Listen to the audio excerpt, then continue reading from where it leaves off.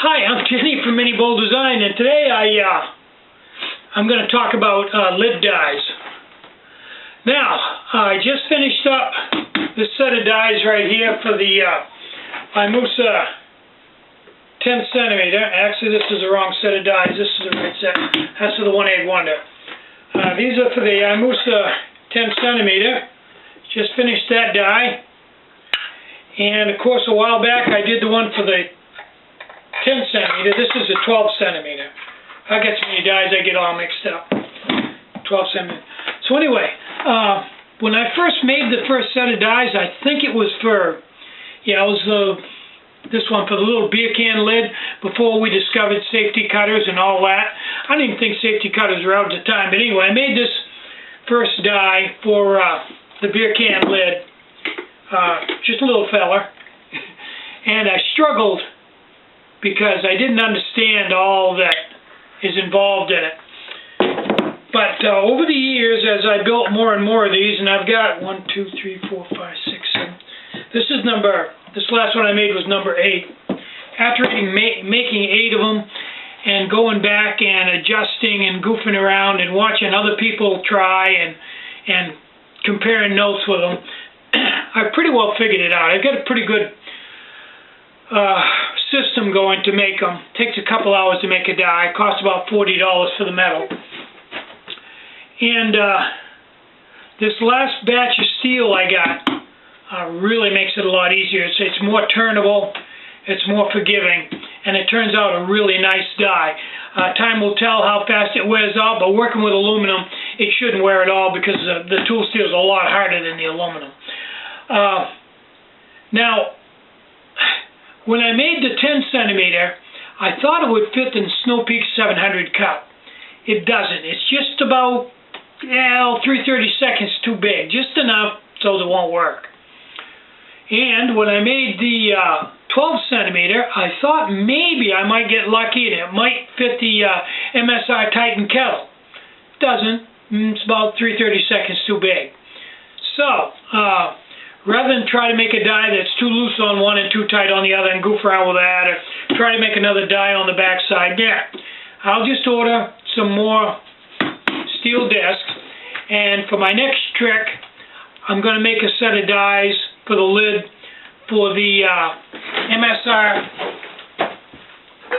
Titan kettle. I always wanted a good lightweight lid for it, although I got to tell you, the lid that comes with it is not that heavy, but a lot of people have asked for that lid, so, I'll do it. Now, the original MSR Titan kettle lid is a fairly deep-throated thing, and even if your pot is absolutely unwarped, which this one probably isn't, it fits a little bit tight. So if you've got it on the stove and you want to just lift the lid off, you can't. You have to hang on to the handles to pull the lid off, and the handles are usually hot. You end up burning yourself or flipping it. So I've made all mine. I learned it from that, although this is a really great lid. And if you boil it, it doesn't flop up like mine will. But I think I'd rather have it loose enough so when I pick it off, it just comes off, rather than having to hang onto it and pull it off. That's my spin on it. So I've made them all that way so far. And the next one I'm going to make is for this MSR Titan kettle, the .85 liter, and just a standard straight lid, nothing fancy. And then after that, I'm going to make a set of dies for a lid for the Snow Peak 700. After that, I'm not sure where I'll go with it, but I can tell you right now, there seems to be enough pent-up demand for these lids, so I could easily stop making stoves altogether and just make lids, and probably make more money than I'm making right now building the stoves, because I'm not really set right up. If I was set up for it, I should have some sort of a automatic press, so I don't have to pump them out. And I probably should have some way to cut a disc of any size I want.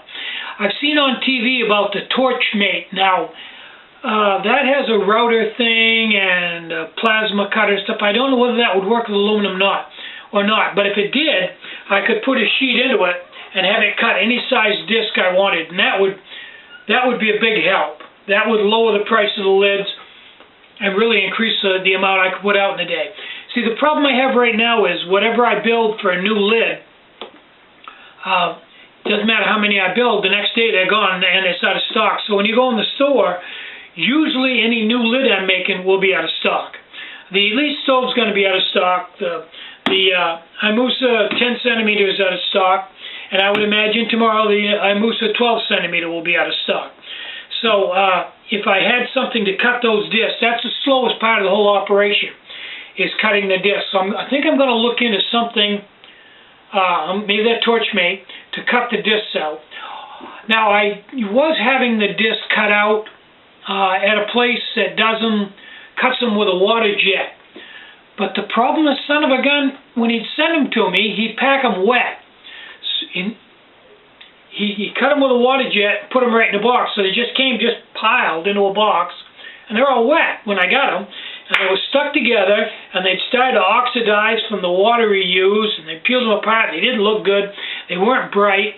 I wasn't real happy about it. I polished them up and used them. I think I ordered, I don't know, 300, something like that, and I used them all, but I was not happy with them.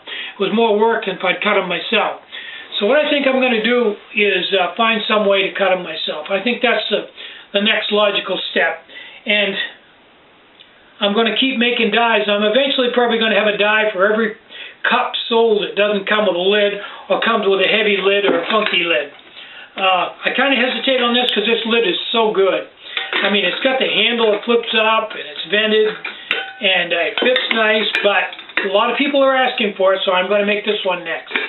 So I think I beat my gums enough. I'm Tinny the Lid King here today. Get out and hike, take a friend, enjoy the great outdoors, and more important than anything, try to have a really great day. Bye-bye.